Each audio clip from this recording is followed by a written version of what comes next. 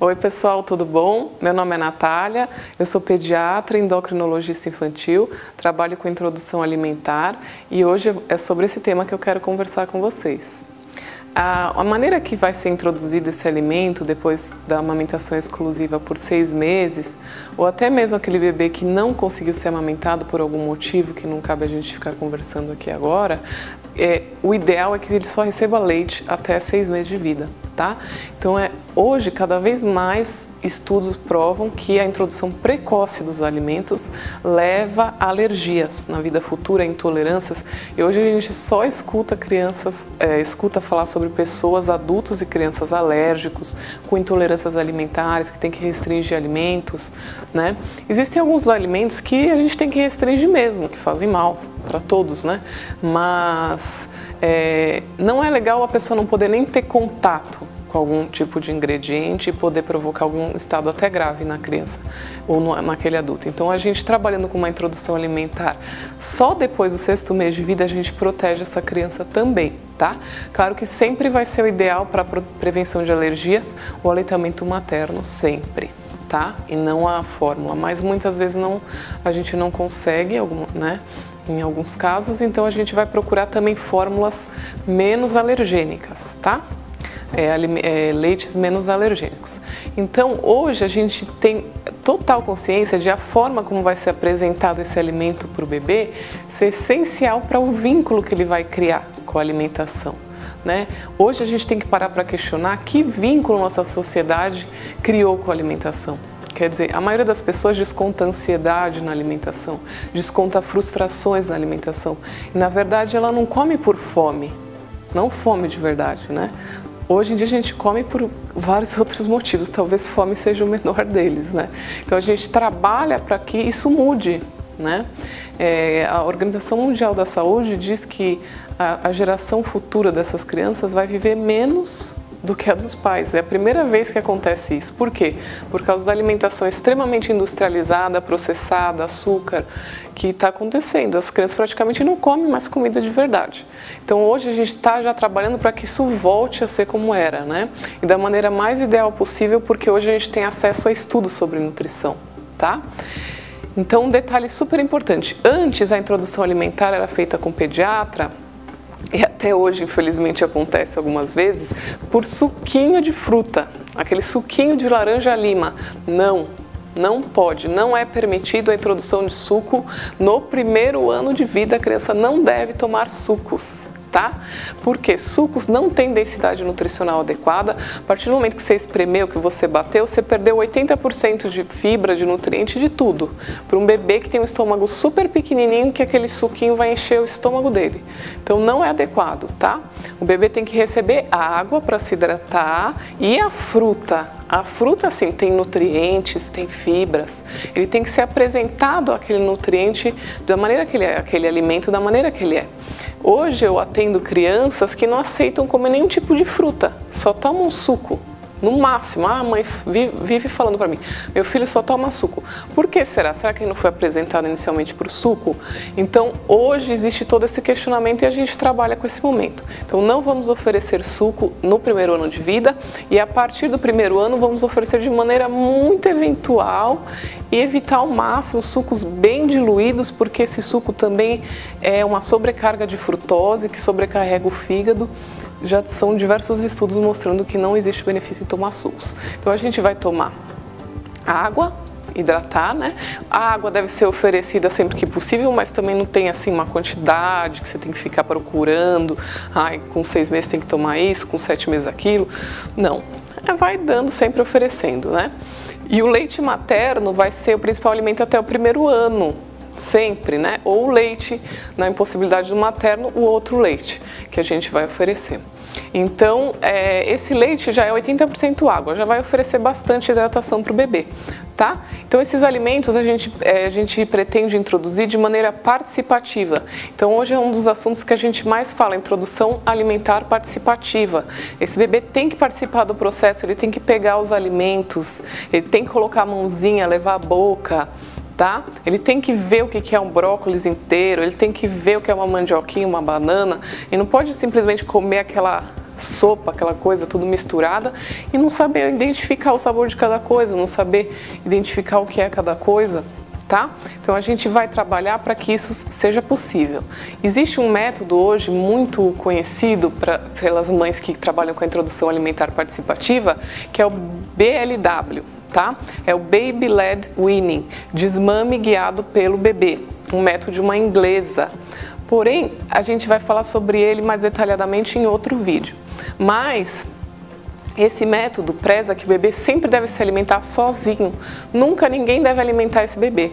Ele mesmo que vai pegar com a mãozinha os alimentos que vão ser cortados em filetinhos para que ele possa pegar e ainda sobrar um pedacinho para fora da mão, para que ele leve à boca e coma. Então, esse é um método muito interessante, que a criança desenvolve as habilidades muito rápido de comer sozinha, né? E é um desses métodos participativos. Eu gosto de trabalhar com métodos mesclados, em que a criança possa em alguns momentos também ser alimentada por um adulto, mas que ela esteja participando daquela alimentação, que ela possa também pegar os pedacinhos do prato. Então, desde o início, a consistência nunca deve ser líquida, sempre amassada com garfinho, sempre tem que ter alguns pedacinhos menores para a criança possa pegar, comer, mastigar desde o início e ir aprendendo aos poucos, tá? Então, esses métodos sempre participativos, nunca aquela coisa da criança olhando para outro lugar e a mãe dando a comidinha, como se ele estivesse enganando, sabe? Isso não é legal. Outra coisa, nunca force a bebê a comer. Se ele não está com fome, não é o momento, tá? Outra coisa que deve ter gerado aí muito distúrbio alimentar, muita obesidade, né? Muita bulimia, é o fato das pessoas terem sido forçadas a comerem quando criança. Ah, tem que comer o prato inteiro, tem que comer agora. Mas pode ser um momento que você não está com fome. Você gostaria de comer quando você não está com fome? Então tem que se colocar no lugar da criança, né? A gente tem que respeitar a fome dela. Então o BLW, ele também prevê isso, que a criança só coma quando ela tiver fome. Preferencialmente no momento das refeições da família ao mesmo tempo. Isso eu também gosto de trabalhar. Então, quando a mãe vai comer, a criança também come. Isso é um estímulo, né? Quando a gente sabe que o bebê está pronto para comer? Primeiro, quando ele senta sozinho fixamente. Isso vai prevenir engasgos e vai mostrar que o corpinho dele está mais durinho para receber a comida. E quando ele começar a apresentar interesse, quando a pessoa está comendo, ele já fica olhando, já quer comer. Mas, mesmo assim, a gente espera até o 6º mês, idealmente, para começar a introduzir.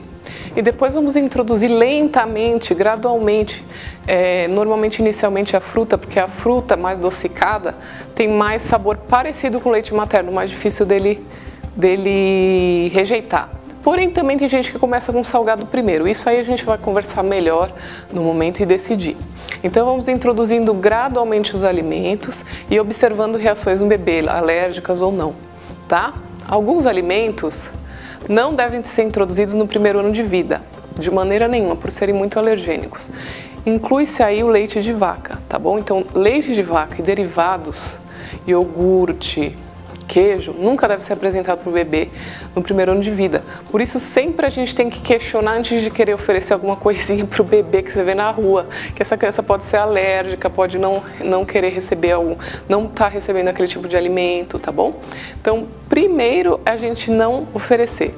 Outra coisa que não deve se oferecer no 1º ano de vida, o sal, tá bom? Preferencialmente sal. Nos 2 primeiros anos de vida não deve ser oferecido, mas eu costumo trabalhar no 1º ano de vida 0 sal, depois do 1º ano introdução gradativa de um sal integral, nunca sal refinado, de preferencialmente, tá? Mais lentamente a gente vai trabalhando com isso. Mel também não pode ser oferecido para criança menor de 1 ano, porque tem risco dela ter aquela doença que se chama botulismo por contaminação do mel, tá bom? Pelas bactérias, então não pode oferecer. Mel. Açúcar nos primeiros 2 anos de vida não deve ser apresentado, inclusive nada que contém açúcar. Então, bolachinhas que são muito oferecidas não devem ser oferecidas para o bebê, se possível até os 2 anos de vida. Ele está aprendendo o sabor dos alimentos, ele não sabe o que é doce, o que é salgado. A gente tem que dar a oportunidade dele saber o sabor real das coisas, né? A necessidade de adoçar é do adulto, não é da criança. Então, se você achar abacate é uma fruta maravilhosa para oferecer para a criança, só que ela não é doce. E o adulto costuma colocar açúcar para comer. Mas o bebê nunca experimentou, ele tem que ter a chance de comer abacate natural, da maneira que ele é. A necessidade de adoçar é nossa, né?